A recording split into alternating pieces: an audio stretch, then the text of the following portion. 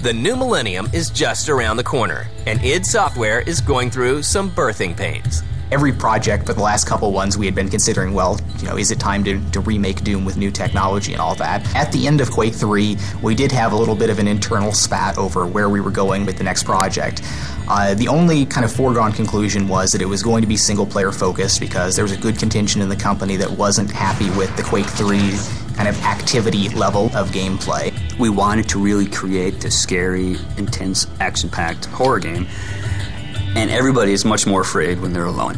But there was still debate over exactly what we were going to do, and it did come down to a point where we had a big forced issue about it where I wasn't at all comfortable with the alternate project that was being pushed on there, and it wasn't clear that we could come up with a clear, unified company direction on something brand new. And every project, but the last couple ones we had been considering, well, is it time to remake Doom with new technology? John, when he was doing research on what the next generation of technology from id was going to be, came to the conclusion that he was going to be able to realize sort of the vision that he had in his mind's eye when he came up with the original idea for Doom, in that we could use and leverage that technology to really create this intense action horror game and make a really scary version of Doom. Originally, I was opposed to the idea. I was a bit concerned that the team that we had, which was a bit in transition, wasn't going to be able to really push Doom in a direction to sort of live up to the title. So I just kind of made that the stand and said, now's the time. We can do some really radically better stuff with new technology now. In hindsight, my opposition was absolutely wrong. The decision was great. Bringing back Doom is an exceptional challenge.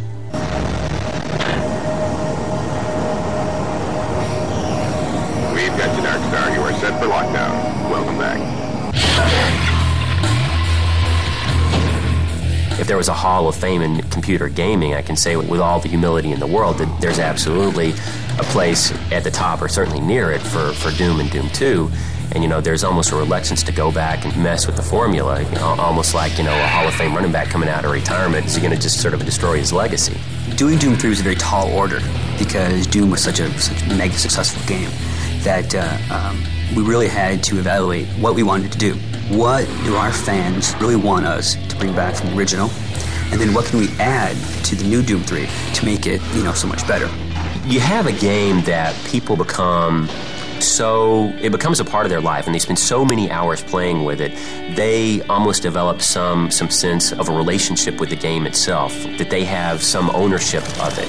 And so they feel like that they almost have, some say in how the game ought to be taken going forward because, hey, look, I played this game for, 1,000 hours of my life. People get obsessive with everything that comes out of id. People are obsessive about id. Id's games are great.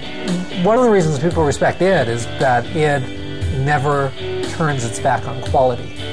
Everything that comes out is going to be good. People get so emotionally attached, and then they get afraid of, well, if it's not the exact game, or if it's not as good or better, if it's not their interpretation of what the next game ought to be like, and they get afraid that we're going to do something different with it. They don't want to see the next game come out because they just want to sort of freeze time and have Doom be the way it was when, they had all these great experiences in their life and don't want to have anything to sort of spoil that memory.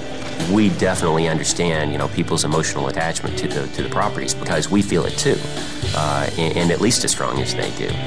On June 1st, 2000, work begins on making Doom 3 a worthy successor to the legendary franchise.